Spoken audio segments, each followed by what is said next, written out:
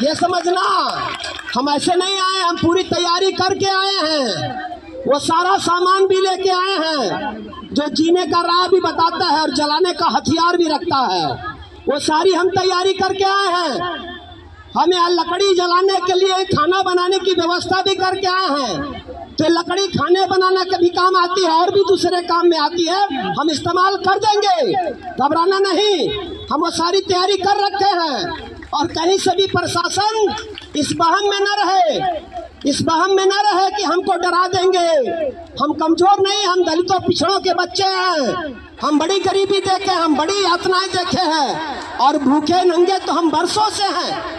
आज़ादी के 75 साल बीत गए हैं, आज भी इस भारत के अंदर हमको जमीन का अधिकार नहीं मिला। वोट के मामले में, वोट के अधिकार के मामले में तो हम सब बराबर हो गए।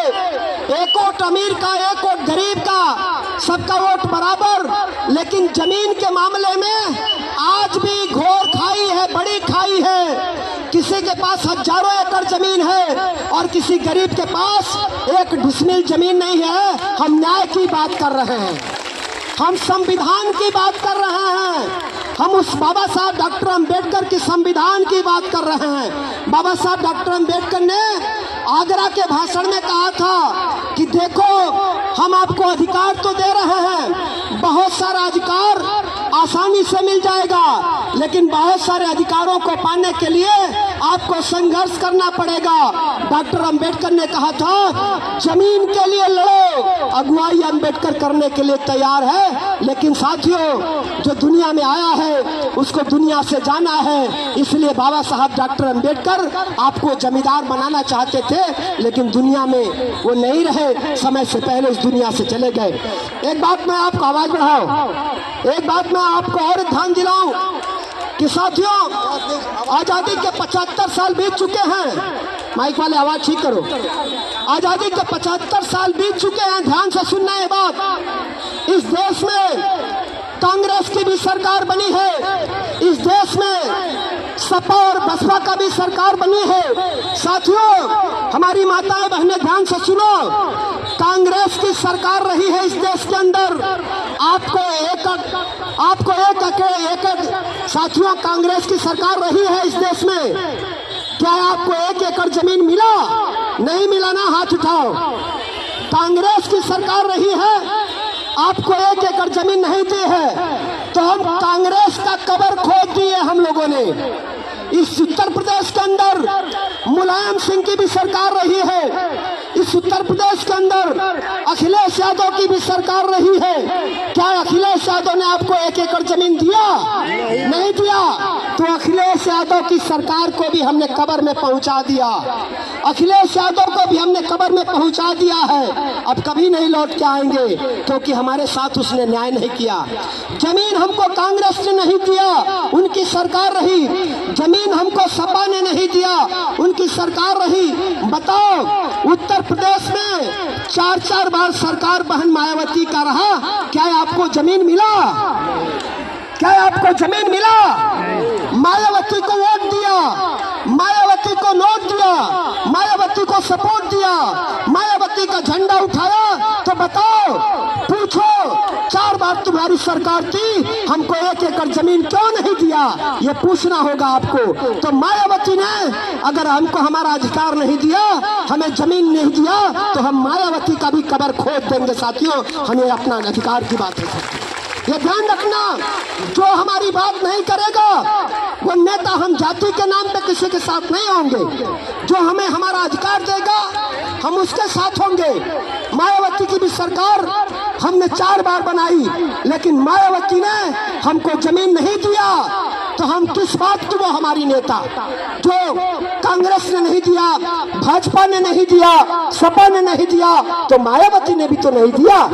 तो हम आज के बाद अगर कांग्रेस का नेता आपके दरवाजे पे आता है तो उससे पूछना कि तुम्हारी सरकार रही है, हमको जमीन क्यों नहीं दिया?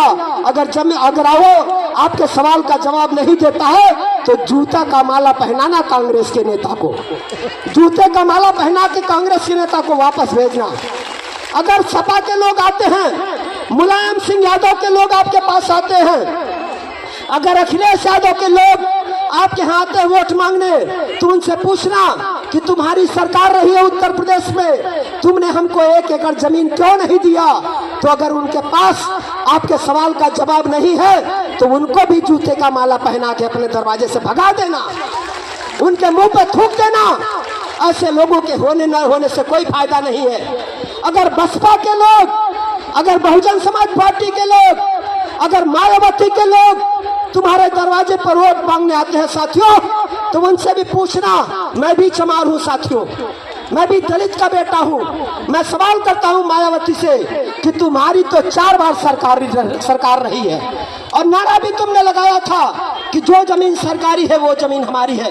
तो उस मायावती से भी सवाल पूछना कि मायावती के जब कार्यकर्ता, जब बसपा के कार्यकर्ता आपके दरवाजे पे आएंगे तो उनसे पूछना कि तुम्हारी सरकार 4 बार रही है, तुमने 1 एकड़ जमीन क्यों नहीं दिया। क्योंकि तुम्हारा तो हम नारा भी लगाए, तुमको तो चंदा भी दिए, तुमको तो सपोर्ट भी किए। चलो कांग्रेस दुश्मन थी नहीं दिया, चलो सपा दुश्मन थी नहीं दिया, चलो भाजपा दुश्मन थी नहीं दिया, लेकिन तुम्हारे लिए तो हमने खून पसीना लगाया था, तुमने क्यों नहीं हमको जमीन दिया। अगर बसपा के लोग, अगर मायावती के लोग अगर आपके सवाल का जवाब नहीं देते हैं तो उनको 10 गुना जूते का माला पहनाना, क्योंकि ज्यादा मदद तो उनको हमने किया है। दरवाजे से भगा देना, उनको अपने दरवाजे से भगा देना। जाति के नाम पे हम वोट देते रहे, लेकिन उसने भी हमें मालिक नहीं बनाया, उसने भी हमें मजदूर बनाने के लिए काम किया। इसलिए साथियों मैं डरता नहीं हूं किसी से, मैं ये बता रहा हूं। और भाजपा तो नंगी सरकार है, ये भाजपा ये नंगी सरकार है। भाजपा का मुख्यमंत्री खिचड़ी खाने का ड्रामा करता है। अरे मुख्यमंत्री जी, आपके खिचड़ी खाने से कितने दलितों के बच्चों का उद्धार हो गया बताओ ना जरा। अरे मुख्यमंत्री जी, आप खिचड़ी खाने जाते हो दलित के घर, कोई एहसान करते हो क्या। हमारा वोट ली हो, हमारे गुलाम हो, हमारा वोट ली हो, हमारे गुलाम हो, ये तुमको हमारा अधिकार देना चाहिए। ये खिचड़ी खाने का ड्रामा बंद करो, 1 एकड़ जमीन दो, हमको जमीन चाहिए साथियों, हमें अपना अधिकार चाहिए। बोलना सीखो, अगर बोलोगे नहीं, अगर मांगोगे नहीं तो आपका अधिकार कोई नहीं देगा साथियों।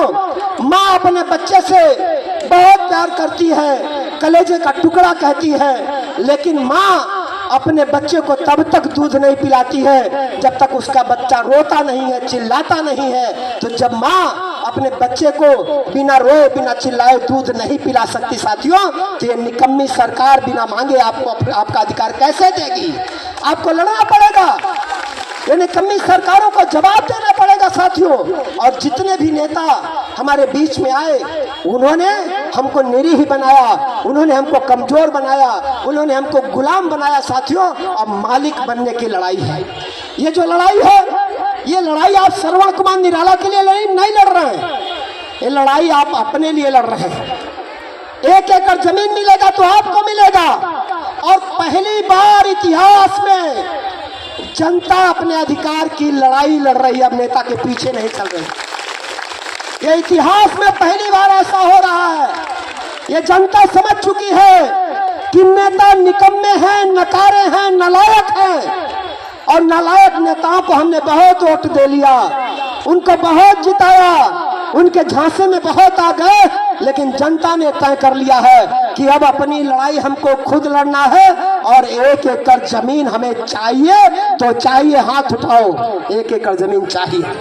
इसको कवर करें मीडिया के साथ, ये सवाल है, ये जनता की आवाज है, ये हमारी माताएं हैं, ये हर दिन तकलीफ सहती है।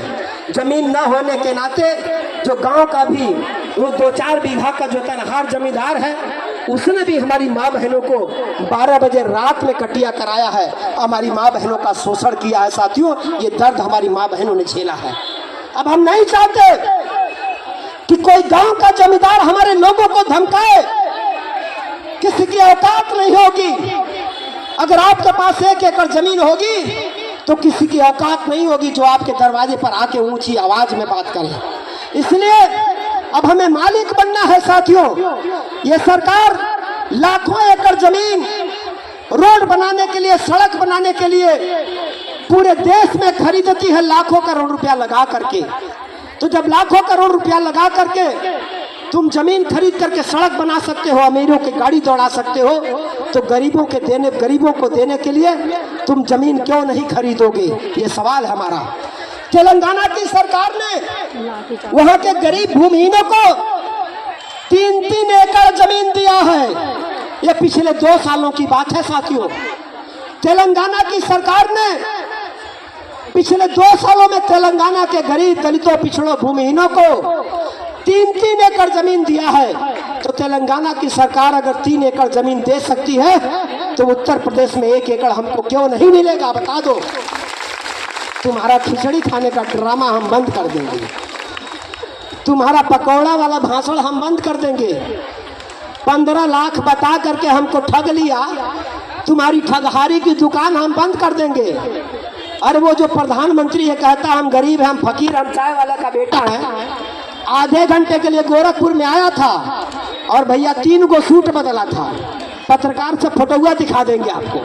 वो जो कहता है कि हम गरीब हैं, फकीर का बेटा है, चाय वाला का बेटा है, वो प्रधानमंत्री है, गोरखपुर में आया तो गया गीता प्रेस में उद्घाटन करने, तो वहाँ का ड्रेस अलग था, और गया स्टेशन पे ट्रेन का उद्घाटन करने तो वहाँ का ड्रेस अलग था।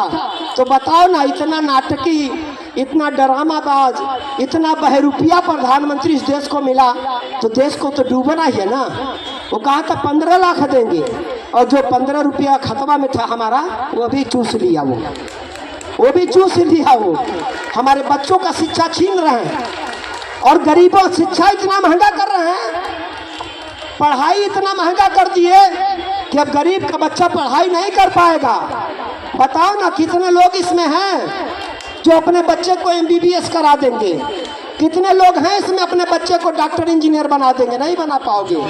क्यों? इसलिए नहीं बना पाओगे कि जिस दिन सोचोगे डॉक्टर, इंजीनियर बनाना है, पहले अपने जेब में देखो 1 करोड़ रुपया है, नहीं है ना, तो नहीं बना पाओगे। लेकिन बाबा साहब डॉक्टर अम्बेडकर ने अपने संविधान में लिखा था कि पढ़ाई फ्री होना चाहिए। ये सरकार पढ़ाई फ्री नहीं कर रही है, पढ़ाई महंगा कर रही है कि गरीब का बच्चा पढ़ न पाए, वो DM न बने, कमिश्नर न बने, वो गुलाम रहे, वो मजदूर रहे, वो दिन रात इनका डंडा सहे। ये साजिश कर रहे हैं। हम लोगों को इन सवालों पर बात करना है साथियों। अब आपको सावधान रहना है। अब साथियों, इस कार्यक्रम को आगे बढ़ाते हुए हम अपने बहुत जुझारू हमारी साथी हैं, हमारे महेश सिंह जी, जो किसान नेता हैं, जो गोंडा से चल करके आए हैं, हमें समर्थन देने आए हैं। जोरदार ताली बजाइए, स्वागत करिए। हर तरफ से, हर कोने से उत्तर प्रदेश के लोग आ चुके हैं, देश के हर कोने से लोग आ चुके हैं, बहुत लोग चल चुके हैं। मैंने कहा कि लकड़ी और चैला का भी मैं व्यवस्था कर चुका हूँ, यही रोटी बनेगा, यही दाल बनेगा। और कमिश्नर साहब सुन रहे हैं हमारी बात, तो तैयारी कर लो हमारी पत्तलें साफ करने के लिए। हमारे टैक्स से, हमारे पैसे से आपको तनख्वाह मिलता है। हम तुम्हारे नौकर नहीं हैं, तुम हमारे नौकर हो, ये ध्यान रखना। ये दलित का बेटा श्रवण कुमार निराला बोल रहा, ये बाबा साहब डॉक्टर अम्बेडकर की औलाद बोल रहा है।